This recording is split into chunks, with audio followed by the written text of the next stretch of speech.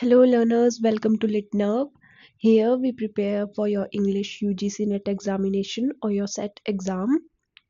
This is the literary term series and we have covered till letter B, and in this video we will learn all the terms from letter C. You can check out the playlist in the description or in the pinned comment below. Without wasting any further time, let's begin with the first term for today, which is canon of literature.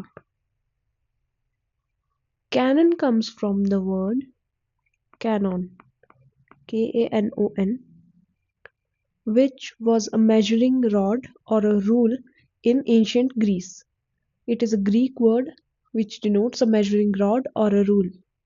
So in present times we use canon to denote a list or a catalogue of works. So as the name suggests, canon of literature is list of works from literature. There is an ancient term, apocrypha, related to this canon, which means writings related to those in scriptures but which are not admitted into authoritative canon. Another is literary canon. Literary canon consists of the works which are included as literary classics or the major works. How is a canon formed? A canon formation happens on the basis of broad concurrence of critics, scholars, and authors, or a persistent influence, या फिर कोई reference author अपने work में बहुत ज़्यादा किसी और author की देता है तो उसको भी हम कैनन में इंक्लूड करते हैं. किसी कल्चरल कम्युनिटी में फ्रीक्वेंट रेफरेंस दी जाती है किसी ऑथर या वर्क को, उसको हम कैनन में इंक्लूड करते हैं. या फिर किसी कॉलेज या स्कूल्स में कोई वर्क अगर बहुत ज़्यादा करिकुलम में इंक्लूड होता है, उसको भी हम कैनन में इंक्लूड करते हैं. Next term is carpe diem. Carpe diem means seize the day. ये बहुत ही कॉमन टर्म है जिसको हम बोलते हैं सीज द डे, जिसका बेसिस है कि life is short and time is fleeting. So जैसे एडमंड स्पेंसर की द फेरी क्वीन में gather therefore the rose whilst yet is prime, इसमें बोल रहा है कि रोज को उस टाइम तोड़ लो जब उसका प्राइम है, वरना वो मुरझा जाएगा और वो उतना सुंदर नहीं दिखेगा. इसलिए बोल रहा है कि सीज द डे कार्pe diem. ये आपको समझ आ गया होगा, ये बहुत ही इजी टर्म है. इसका एक और एग्जांपल है, ये आप देख लेना इसे. Next term is Celtic revival. Celts हमें पता है ब्रिटेन, जो ब्रिटन्स थे पहले, वहाँ एक केल्टिक ट्राइब रहती थी, तो वहीं से ये वर्ड आया है. इससे हम आयरिश लिटरेरी रेनेसां भी बोलते हैं, गैलिक रिवाइवल भी बोलते हैं एंड केल्टिक ट्वाइलाइट भी बोलते हैं. It was a creative period from 1880 to 1939, जहाँ पे आयरिश लिटरेचर बहुत ज़्यादा प्रेवलेंट था और वो अपने नेशनल फोक लिटरेचर को ज़्यादा प्रमोट कर रहे थे. अब 1939 में एक और मेजर इवेंट हुआ था, वो आप बताना मुझे क्या हुआ था. अब मैं इतना हिंट देती हूँ कि वो एक राइटर की, एक पोएट की डेथ थी. So please comment down below कौन से राइटर की डेथ हुई थी 1939 में. और इसके बाद 1939 में इस राइटर की डेथ के बाद केल्टिक रिवाइवल का डाउनफॉल शुरू हो गया और वो डिमिनिश हो गया. जैसे कि poets W.B. Yeats, George Russell, Oliver St John Gogarty and ये ड्रामेटिस्ट थे. W.B. Yeats भी इसमें था. लेडी ग्रेगरी जो थी वो इस मूवमेंट की पेट्रन भी थी और पब्लिसिस्ट भी थी.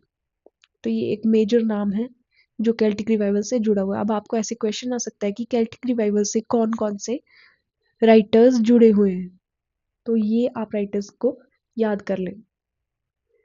नेक्स्ट जो हमारे पास है वो है character and characterisation. Character are of two types, majorly two types, flat and round characters. Flat character का एग्जाम्पल है Sir Epicure Mammon, Ben Jonson का कैरेक्टर है.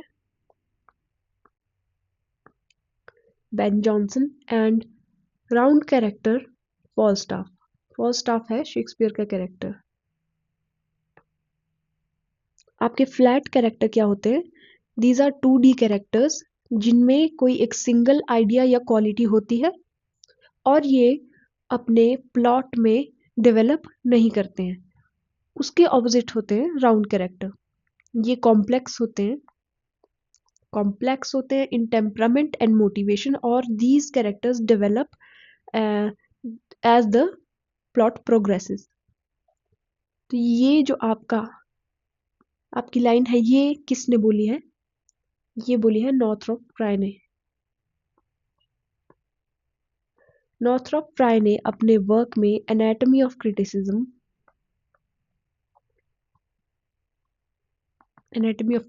में ये बोला है कि even life like characters are identifiable variants of stock या 2D types in old literary genres, जैसे कि आयरन था। ये जो ग्रीक कैरेक्टर्स हैं, स्टॉक कैरेक्टर्स होते हैं, जो जैसे कि हो गया आपका कोई ब्रेव हीरो हो गया, या इविल एंटेगनिस्ट हो गया, इविल मदर हो गई, ये सारे आपके स्टॉक कैरेक्टर्स हैं। तो जो लाइफ लाइक कैरेक्टर्स हैं उनमें भी कहीं ना कहीं वो जो स्टॉक कैरेक्टर्स है उनकी क्वालिटीज होती है, उनको हम आइडेंटिफाई कर सकते हैं। एनाटॉमी ऑफ क्रिटिसिज्म कब पब्लिश किया था नॉर्थरॉप फ्राई ने? 1957 में। Characterising can be done through showing और टेलिंग। शोइंग एक ड्रामेटिक मेथड है, और टेलिंग जैसे कि बताऊं मैं आपको, जो प्राइड एंड प्रेजुडिस है वो बहुत लोगों ने पढ़ी होगी। प्राइड एंड प्रेजुडिस में जो ओपनिंग चैप्टर है उसमें ही वो कैरेक्टर्स की सारी पर्सनैलिटी को डिस्क्राइब कर देता है। तो थ्रू टेलिंग कर देती है Jane Austen, through telling characterising हो रही है, और showing means through their actions. Next term is chivalric romance. Chivalric romance किससे रिलेटेड है? किंग आर्थर से। जो मिडीवल शिवेलरिक रोमांसेस होते थे उसमें मटेरियल क्या होता था? एक होता था मैटर ब्रिटेन का, एक रोम, फ्रांस और इंग्लैंड। ये मेजर कंट्रीज थी, मेजर प्लेसेस थे जहाँ पे ये शिवेलरिक रोमांस काफी प्रेवलेंट था। तो ब्रिटेन में सब्जेक्ट मैटर क्या था? केल्टिक था, court of King Arthur. Alright,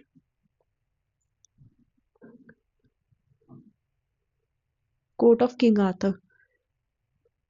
the matter of Rome. Rome में क्या था? History and legends of classical antiquity and Alexander the Great, Trojan war, इन सब के बारे में बात होती थी रोम में। फ्रांस में किस बारे में बात होती थी? नाइट्स वगैरह के बारे में। और इंग्लैंड में होता था हीरोज ऑफ वॉर, उनके बारे में बात होती थी। शिवेलरिक रोमांस के लिए इतना ही काफी है। Next is coarse. कोरस क्या होती है? एंशियंट ग्रीस में आपका एक ग्रुप होता था लोगों का जो मास्क पहन के गाता था और चांट करता था कुछ वर्सेस, और उसके साथ साथ एक डांस टाइप परफॉर्मेंस भी वो रिलीजियस फेस्टिवल्स में परफॉर्म करते थे। वहां से आपका ये आया है वर्ड कोरस। फ्रेडरिक नीत्शे का वर्क था the birth of tragedy 1872, important work है। इसमें इसने कोरस के बारे में बात की थी। इसने कहा था कि जो कोरस है they were presented in ancient Greek tragedy as attendants and witnesses of suffering, death, and self-transformation of their master. Next is chronicle plays. Sometimes these are called historical plays. Chronicle plays आपको question ऐसे आ सकता है इसमें से कि आप बताएं कि इनमें से कौन सा एक क्रॉनिकल या हिस्टोरिकल प्ले नहीं है। तो शेक्सपियर के हमें पता है Julius Caesar, Antony and Cleopatra, Richard two, Henry four and Henry five, ये इसके शेक्सपियर के क्रॉनिकल प्लेस हैं। आर्थर मिलर का द क्रूसिबल भी क्रॉनिकल प्ले है। रॉबर्ट बोल्ट का a man for all seasons, Michael Frayn का कोपेनहेगन एंड G.B. शॉ का Saint Joan a chronicle play in 6 scenes. जो आपका आर्थर मिलर का द क्रूसिबल है, it was based on Salem which trials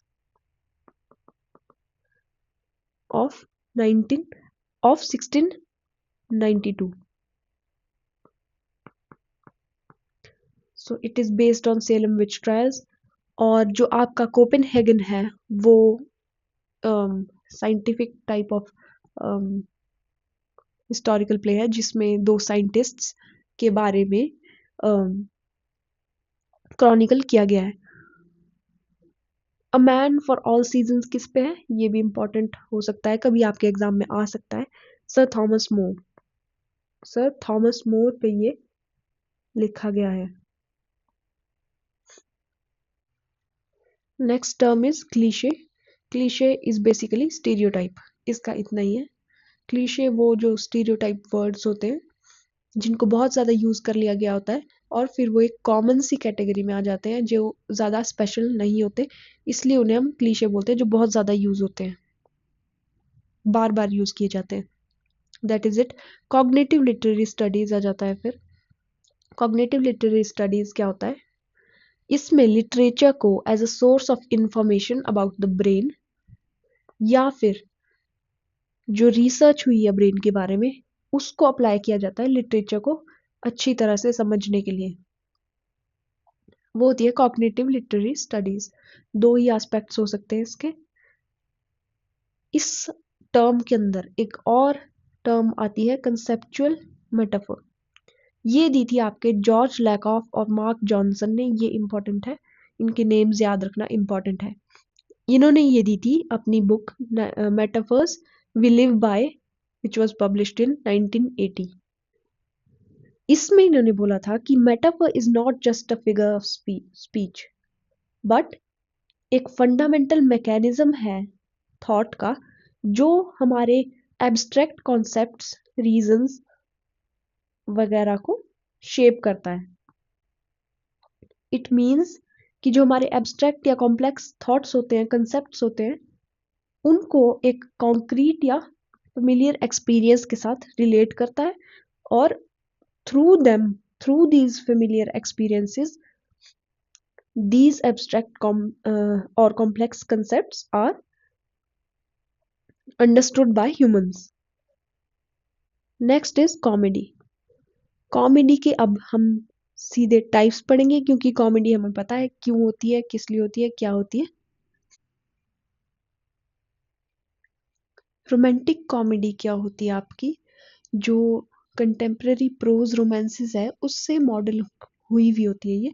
और जो आपका कॉमेडी है और जो रोमांस है वो इसमें एक बैलेंस में चलता है, इकट्ठे चलता है. आपका एग्जाम्पल है रोजेलिंड, थॉमस लॉज की रोजेलिंड 1590 में पब्लिश हुई है. ये ली गई है, सॉरी ये ली नहीं गई है, ये थी मॉडल आपके शेक्सपियर के एज यू लाइक इट के लिए. As you like it Thomas Lodge के रोजेलिंड पे मॉडल्ड है. It was published in 1599. Linda Bamber, she wrote a work Comic Women, Tragic Men, a study of gender and genre in Shakespeare 1982. इसमें इन्होंने बोला था कि जो शेक्सपियर की रोमांटिक कॉमेडीज होती है उनमें women are often superior to men और जो ट्रेजेडीज हैं उनमें मेन ज़्यादा हायर रैंक पे रखे जाते हैं बाय शेक्सपियर. तो उन्होंने ये कहा था. फिर नॉर्थरॉप फ्राई ने कहा था कि एनाटॉमी ऑफ क्रिटिसिज्म में 1957. अब तो आपको ये डेट आई थिंक याद हो गई होगी क्योंकि ये वाला वर्क बहुत सारी टर्म्स में हमने डिस्कस ऑलरेडी कर लिया है. तो एनाटॉमी ऑफ क्रिटिसिज्म में नॉर्थरॉप फ्राई ने बोला था कि some of Shakespeare's comedies manifest movement from जो आपका नॉर्मल वर्ल्ड है कॉन्फ्लिक्ट का इनटू द ग्रीन वर्ल्ड. आपको आ जाए कि ये green world in relation to Shakespeare किसने दिया था, कौन से वर्क में दिया था. तो नॉर्थरॉप फ्राई ने एनाटॉमी ऑफ क्रिटिसिज्म में ये दिया था कि Shakespeare escapes to the green world. जैसे कि एज यू लाइक इट में आपका फॉरेस्ट ऑफ आर्डन है, फॉरेस्ट ऑफ आर्डन है सेटिंग इसकी। एंड आपका अ मिडसमर नाइट्स ड्रीम, उसमें एक फेरी हॉन्टेड वुड्स है, फॉरेस्ट है, तो ये ग्रीन वर्ल्ड में जो एस्केप करता है Shakespeare from normal world of conflict, ये दिया है नॉर्थरॉप फ्राई ने एनाटॉमी ऑफ क्रिटिसिज्म में। Next is सटायरिक comedy. सटायरिक कॉमेडी क्या होती है? जिसमें किसी भी फॉली या किसी भी पर्सन या किसी भी चीज का पे सटायर हो। तो ये स्टार्ट हुई थी एरिस्टोफेन्स के 450 टू 385 बीसी। बेन जॉनसन ने सटायरिक कॉमेडी को नाम दिया था करेक्टिव कॉमेडी, जैसे कि उनका एग्जाम्पल है वॉल्पनी और द एल्केमिस्ट। इसमें ये सोसाइटी के या सोसाइटी में जो लोग हैं उनके वेरियस फॉलीज पे ये सटायर करते हैं। तो वॉल्पनी में भी जैसे मॉस्का है, Mosca is considered a fly in this is a beast fable, so Mosca is considered a fly. तो फ्ली जो है it feeds and pollutes its surroundings, and जो मॉस्का है वो भी इसी टेम्परामेंट का कैरेक्टर है। नेक्स्ट आ जाता है comedy of manners. Comedy of manners का ओरिजिन कब हुआ था? ग्रीक राइटर था मिनेंडर, उसके टाइम पे ये न्यू कॉमेडी आई थी। एरिस्टोफेन्स के टाइम पे ओल्ड कॉमेडी थी, ओल्ड कॉमेडी थी एरिस्टोफेन्स के टाइम पे, एंड न्यू कॉमेडी जब मिनेंडर के टाइम पे आई तो वहां से कॉमेडी ऑफ मैनर्स का स्टार्ट हुआ। कॉमेडी ऑफ मैनर्स में जो कैरेक्टर्स होते हैं वो आपके होते हैं हाई या एरिस्टोक्रेटिक क्लास के, जो उनके मैनर्स होते हैं उनका मजाक उड़ाया जाता है बेसिकली। तो विलियम वाइचरली का जो द कंट्री वाइफ है वर्क, उसमें ये कंसिडर किया जाता है कि वो कॉमेडी ऑफ मैनर्स है। जॉर्ज बर्नार्ड शॉ का आर्म्स एंड द मैन अगर आप पढ़ेंगे तो ये बहुत इंटरेस्टिंग प्ले है, बहुत ही लाइट हार्टेड सा प्ले है, कॉमेडी है of manners. Next is restoration comedy. Restoration comedy was prevalent from 1660 to 1700। Restoration comedy में यूज होता है रिपार्टी का।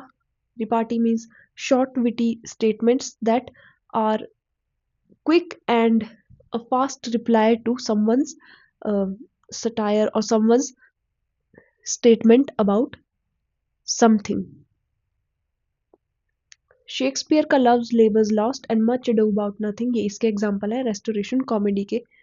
और जो ये इसका ओरिजिन है वो हुआ था जो फ्रेंच राइटर है मॉलियर, MOLIERE, मॉलियर। और इसमें जो आपकी सोफिस्टिकेटेड अपर क्लास सोसाइटी है उसको शो किया जाता है रेस्टोरेशन कॉमेडी में। Next is sentimental comedy. Sentimental comedy में आ जाते हैं आपके ओलिवर गोल्डस्मिथ की She Stoops to Conquer, Richard Brinsley Sheridan की The Rivals and A School for Scandal. Next है आपका farce. Farce means basically simple hearty laughter, belly laughs भी बोलते हैं जिसे। तो farce focuses on the laughter of the audience. It was a component in medieval miracle plays, वहां से ये फार्स आया है। और farce is basically considered low comedy. इसका एग्जाम्पल, फार्स का एग्जाम्पल आपके पास होगा, जैसे आपने देखी होगी चार्ली चैपलिन की मूवीज देखी होगी, those are the perfect example of farce. High comedy और लो कॉमेडी। हाई कॉमेडी क्या होती है? जिसमें इंटेलेक्चुअल लाफ्टर होता है, और लो कॉमेडी होती है जिसमें लिटिल और नो इंटेलेक्चुअल अपील होती है। स्लैपस्टिक कॉमेडी होगी आपकी जिसमें सिर्फ हंसने पे ध्यान दिया जाता है, कोई भी आपका ब्रेन का या इंटेलेक्ट का यूज नहीं होता। जबकि हाई कॉमेडी में कॉमेडी ऑफ मैनर्स आती है। जो हाई कॉमेडी है वो आपके डिस्क्राइब करी थी जॉर्ज मेरेडिथ ने in the idea of comedy में 1877। It was described by George Meredith in this essay. This is an essay. इन्होंने इसमें बोला था, ये टर्म दी थी इंटेलेक्चुअल लाफ्टर। और जो कॉमेडी ऑफ मैनर्स है उसको हाईएस्ट फॉर्म ऑफ कॉमेडी बोला था।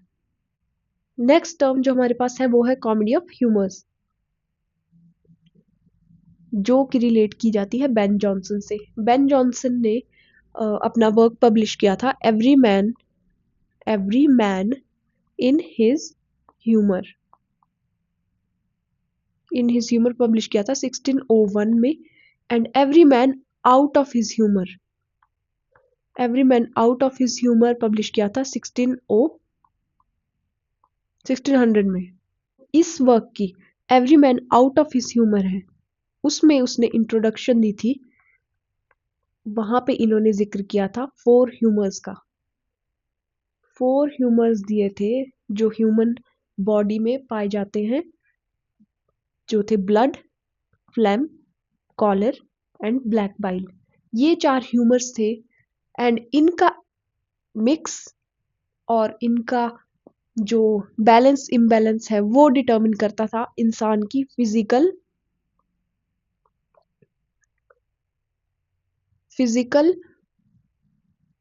And character condition.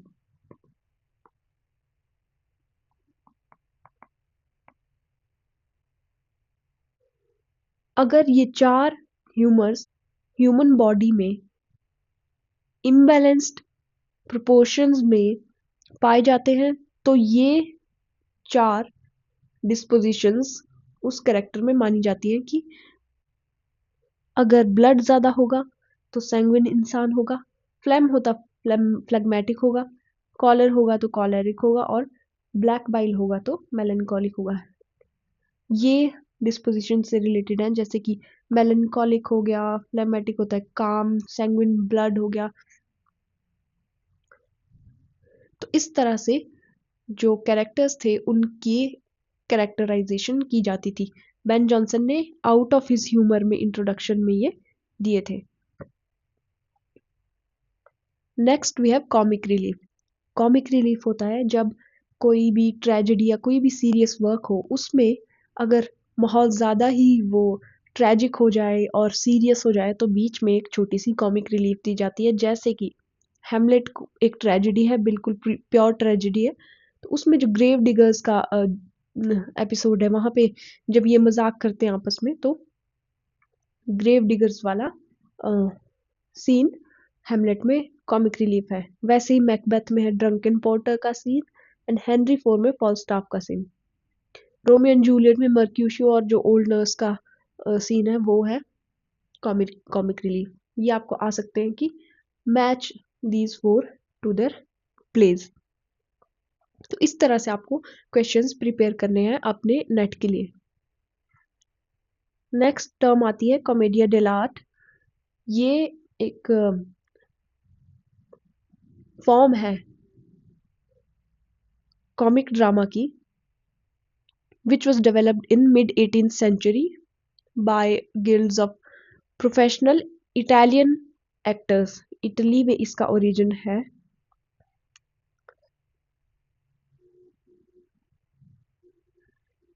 ये जो आपकी कॉमेडिया डेला आर्ट है इसमें आपके फास और बुफूनरी का थोड़ा थोड़ा कंपोनेंट्स आ जाते हैं।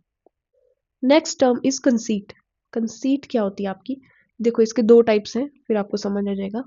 एक होती है पेट्रार्कन कंसीट, एक होती है मेटाफिजिकल कंसीट। जो पेट्रार्कन कंसीट होती है उसमें डिटेल्ड और एग्जैजरेटेड कंपैरिजंस होते हैं 2 चीजों के बीच में। और जो मेटाफिजिकल कंसीट होती है वो होती है 2 डिसिमिलर चीजों को जब हम आपस में कंपेयर करते हैं। फार फेच्ड कंपैरिजन होता है conceit. Basically conceit is a far-fetched comparison between 2 things। John Donne इसको मेटाफिजिकल कंसीट को बहुत ज्यादा यूज करता था। सर थॉमस वैट, इनका वर्क था माई गैलरी चार्ज्ड विद फॉरगेटफुलनेस। इन्होंने ये जो वर्क है पेट्रार्क से ट्रांसलेट किया है इनटू इंग्लिश। सो ये डिटेल्ड और एग्जैजरेटेड होता है। मेटाफिजिकल होता है डिसिमिलर इमेजेस को जब हम कंपेयर करते हैं। मेटाफिजिकल कंसीट का एग्जांपल है a patient etherized upon a table. ये कौन सी पोएम से लिया गया है, ये आपको कमेंट्स में जरूर बताना है, बिकॉज बहुत इंपॉर्टेंट पोएम है, टीएस एलियट की पोएम है। अब आप बताएं कि कौन सी पोएम से लिया है, कौन सी पोएम की ओपनिंग लाइंस है ये जो आपकी मेटाफिजिकल कंसीट है, इसको सैमुअल जॉनसन ने, आपके जो सैमुअल जॉनसन थे 1709 से 1884 तक थे वो, आई थिंक अलाइव। तो उस टाइम इन्होंने, जो इनका वर्क था लाइफ ऑफ काउली, उसमें इन्होंने इसको एज विट डिस्क्राइब किया था। ही टर्म्ड कंसीट एज बेसिकली विट। नेक्स्ट टर्म आपकी है कॉन्क्रीट पोइट्री। कॉन्क्रीट पोइट्री क्या होती है, जो आपके पैटर्न्स हैं पोएम्स में या वर्स है वो एक प्रॉपर शेप प्रॉपर फॉर्मेट में, वो कॉन्क्रीट पोइट्री होती है। जो इसकी विजुअल शेप है, इसमें ध्यान दिया जाता है उसकी विजुअल शेप पे, जो हमें सामने दिख रहा है, not on the meaning, the metaphor, the similes and the connotative meanings. It focuses on visual shape. इसके साथ experiments होते थे. It was in vogue in 1953 and was inaugurated by Eugene Gomringer. Next term is confessional poetry. Confessional poetry एक type of narrative या lyric verse होती है.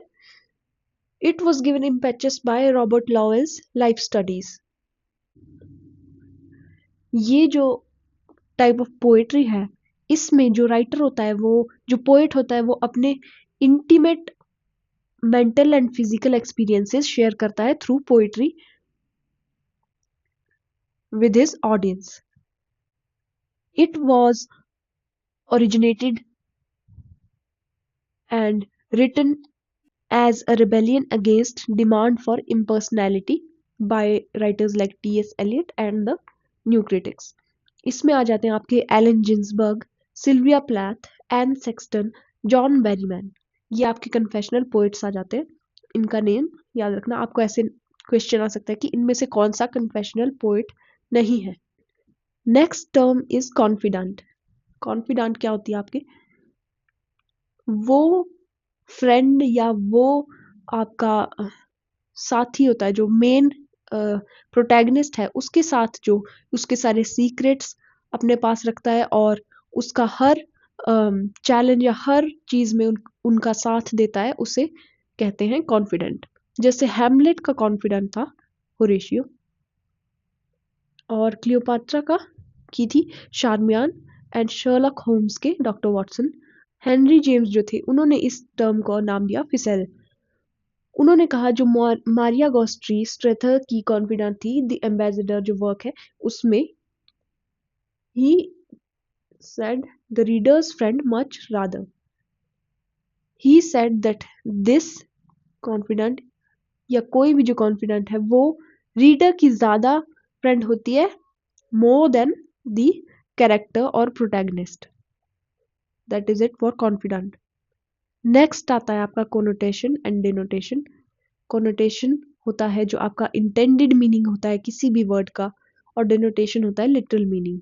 जैसे कि आप होम को एग्जांपल ले लो, तो कुछ लोगों के लिए होम मीन करता होगा प्लेस या जो उनका घर है, स्ट्रक्चर है, बिल्डिंग है। वहीं कुछ लोगों के लिए ये मीन करता होगा फैमिली। कुछ लोगों के लिए, मोस्ट लोगों के लिए होम माइट मीन फैमिली। तो ये हो गया इसका literal meaning, and connotative meaning हो गया फैमिली, जो कि कुछ ही लोगों को समझ में आता है। तो इसका यूज करते हैं पोएट्री में to add a depth or a double layer to the meaning of a line or a word. Criticism. Now this is a very important term, criticism. Criticism is of various types. इसमें आ जाता है literary criticism. Literary criticism, it defines and classifies, analyzes, interprets and evaluates work of literature, which is very simple. Next is theoretical criticism. Theoretical criticism क्या होता है, जो कि theories होती है लिटरेचर की, उसके प्रिंसिपल्स होते हैं, उनको पढ़ता है, उसको कैटेगराइज करता है, उनमें डिस्टिंक्शंस निकालता है। और जैसे आप लिटरेरी थ्योरी पढ़ेंगे तो उसमें बहुत सारी टर्म्स आएंगी आपकी, तो वो टर्म्स ओरिजिनेट होती है थ्रू थ्योरेटिकल क्रिटिसिज्म। वो क्राइटेरिया सेट करता है कि एक क्या क्राइटेरिया होना चाहिए आपके लिटरेचर के वर्क के लिए। थ्योरेटिकल क्रिटिसिज्म में आपके ये बहुत इंपॉर्टेंट वर्क्स है सारे, इनको आपको क्रोनोलॉजिकल ऑर्डर में याद रखना है, बहुत इंपॉर्टेंट है। आपको कभी भी किसी भी एग्जाम में ये आपको क्रोनोलॉजिकल वे में अरेंज करने के लिए आ सकते हैं। बहुत बार कुछ वर्क्स इनमें से बहुत बार हम ऑलरेडी डिस्कस कर चुके हैं, बहुत सारी टर्म्स के अंदर हम डिस्कस कर चुके हैं, जैसे कि आई ए रिचर्ड्स का principles of literary criticism, Northrop प्राय का एनाटॉमी ऑफ क्रिटिसिज्म। ये तो आई थिंक आपको, अगर आपने पिछली वीडियोस देखी हैं तो ये आपको अब तक इसकी डेट याद हो गई होगी, इसमें आपको कोई भी प्रॉब्लम नहीं आएगी। नेक्स्ट, केनेथ बर्ग का the philosophy of literary form 1941, Erich Auerbach का माइमेसिस 1946 में ये पब्लिश हुआ था, आई थिंक जर्मन में, and it was translated in 1953। The representation of reality in western literature, R S Crane का critics and criticism भी बहुत important work है, 1952। प्रैक्टिकल क्रिटिसिज्म या applied criticism focuses on particular works and writers, और वो जो आपके प्रिंसिपल्स है, थियोरेटिकल प्रिंसिपल्स हैं, उनको अप्लाई करने पे ज़्यादा फोकस करता है, rather than only talking about the theoretical aspects of it. इसमें एग्जाम्पल आ जाते हैं आपके ये 4 वर्क्स, जिनको क्रोनोलॉजिकल ऑर्डर में, मैं बार बार फोकस करूँ क्रोनोलॉजिकल ऑर्डर पे, क्योंकि chronology is one of the most frequently asked questions in UGC net. तो हर वर्क, जो भी मेजर वर्क्स हैं, रिलेटेड वर्क्स हैं, किसी टर्म के अंडर आ रहे हैं वर्क्स, उनको आपको क्रोनोलॉजिकल ऑर्डर में याद रखना ही रखना है। इधर आ जाता है अब प्रैक्टिकल क्रिटिसिज्म के अंदर आ जाता है मैथ्यू आर्नल्ड्स का essays in criticism 1865, practical criticism 1930, T S. Eliot के selected essays 1932 and the well wrought urn 1947। ये भी बहुत ज़्यादा इंपॉर्टेंट वर्क है क्लीनेथ ब्रुक्स का। Next is impressionistic criticism. Impressionistic criticism क्या होता है? It represents felt qualities of particular passage और work to express the responses the work directly evokes. Impressionistic criticism basically, जो हमने अफेक्टिव फैलेसी के बारे में बात की थी, ये उसको फैलेसी नहीं कंसिडर करता, और ये फोकस करता है जो भी आपकी क्वालिटीज या जो भी रिस्पॉन्सेज है ऑडियंस पे, उस पे फोकस करता है। आपका judicial criticism attempts not merely to communicate but to analyse and explain the effects of a work by reference to its subject, organization, techniques, style, and ये टू वाला टू नहीं है, कुछ ना कुछ मिस्टेक रह जाती है हर टाइम, तो आई ट्राई कोई ऐसी स्पेलिंग मिस्टेक ना हो। तो and to base critics individual judgments on specified criteria of literary excellence। Judicial criticism वो क्रिटिसिज्म होता है जो एनालाइज और एक्सप्लेन करने पे फोकस करता है। क्या एक्सप्लेन करने पे? कि उस वर्क के क्या इफेक्ट हुए, जो उसे पढ़ रहा है उस पे क्या इफेक्ट हुए, तो उस पे जुडिशियल क्रिटिसिज्म फोकस करता है। और जो क्रिटिक है, उनकी जो इंडिविजुअल जजमेंट्स है, उनको ये चाहता है कि वो क्रिटिक अपनी जजमेंट को एक लिटरेरी एक्सीलेंस, या जो एक स्पेसिफिक क्राइटेरिया है सेट किया हुआ लिटरेरी एक्सीलेंस के लिए, उस पे बेस करके क्रिटिसिज्म करें। आई थिंक ये आपको समझ आ गया होगा। Next is mimetic criticism. Mimetic criticism क्या होता है? माइमेटिक का मतलब होता है इमिटेशन। सिंपल सी चीज है। Literary work as an imitation, reflection और representation of world and human life, जो रियलिटी को कॉपी करे, उसकी इमिटेशन करे, वो हो गया माइमेटिक वर्क। और उसका क्रिटिसिज्म होता है माइमेटिक क्रिटिसिज्म। माइमेटिक क्रिटिसिज्म का जो प्राइमरी क्राइटेरिया होता है वो होता है truth and adequacy of representation. Reality को कितने अच्छे से किस वर्क ने रिप्रेजेंट किया है, वो होता है माइमेटिक क्रिटिसिज्म का प्राइमरी क्राइटेरिया।